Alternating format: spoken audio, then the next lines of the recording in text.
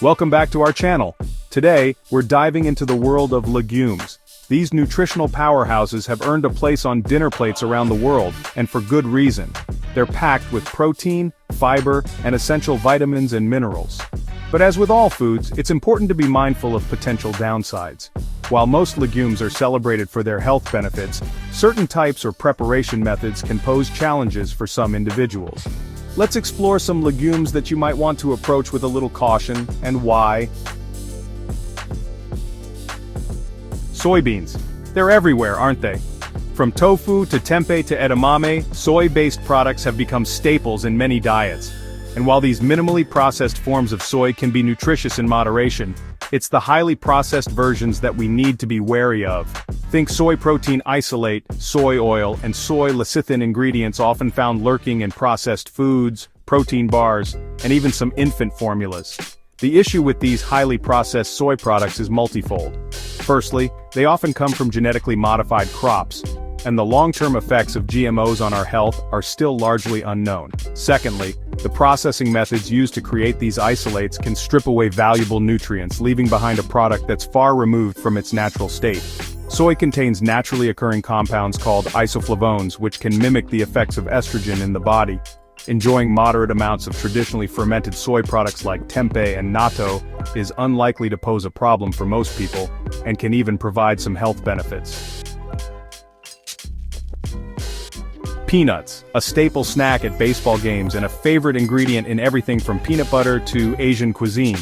But did you know that peanuts aren't actually nuts at all? They're legumes, and they come with their own set of potential concerns. One of the biggest issues with peanuts is their susceptibility to mold contamination, specifically a type of mold called Aspergillus flavus. This mold produces toxins called aflatoxins, which are some of the most potent naturally occurring carcinogens known to man. Aflatoxins can contaminate peanuts at any stage of growth, harvest, or storage, and they're not destroyed by typical cooking temperatures. Regular exposure to even low levels of aflatoxins has been linked to an increased risk of liver cancer and other health problems. Peanut allergies are among the most common and severe food allergies, particularly in children. For those with a peanut allergy, even trace amounts can trigger a life-threatening anaphylactic reaction. Opt for organic peanuts whenever possible to reduce your exposure to pesticides and aflatoxins, and consider incorporating other nuts and seeds into your diet for a wider range of nutrients and fewer potential downsides. Canned beans. They're a pantry staple offering a quick and convenient source of protein and fiber.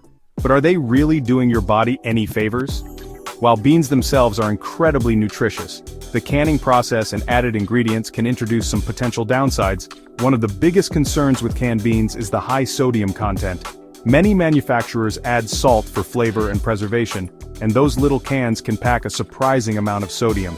Excess sodium intake is linked to high blood pressure, heart disease, and other health problems, so it's important to be mindful of your overall sodium intake. Another potential concern is the presence of preservatives. While not all canned beans contain preservatives, some manufacturers add them to extend shelf life. The long-term health effects of these preservatives are not fully understood, and some individuals may be more sensitive to their effects. BPA is a chemical used to make certain plastics, including the lining of some food cans. BPA is a known endocrine disruptor, meaning it can interfere with the body's hormones. Look for brands that use BPA-free cans or opt for low-sodium or no-salt added varieties. Fava beans, also known as broad beans, are a delicious and versatile legume enjoyed in cuisines around the world. They're a good source of protein, fiber, and various vitamins and minerals. However, fava beans can pose a serious health risk for individuals with a genetic condition called G6PD deficiency.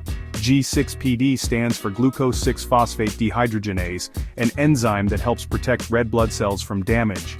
People with G6PD deficiency have lower levels of this enzyme, making their red blood cells more vulnerable to oxidative stress. Fava beans contain compounds called vicine and convicine, which can trigger a condition called favism in people with G6PD deficiency.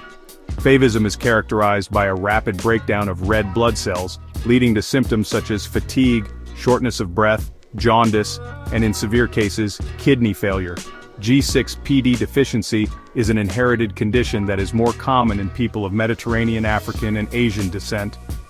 If you have a family history of G6PD deficiency or have ever experienced symptoms of favism after eating fava beans, it's essential to get tested for the condition. So there you have it, a look at some of the potential downsides of certain legumes. Remember, knowledge is power when it comes to making informed choices about your health.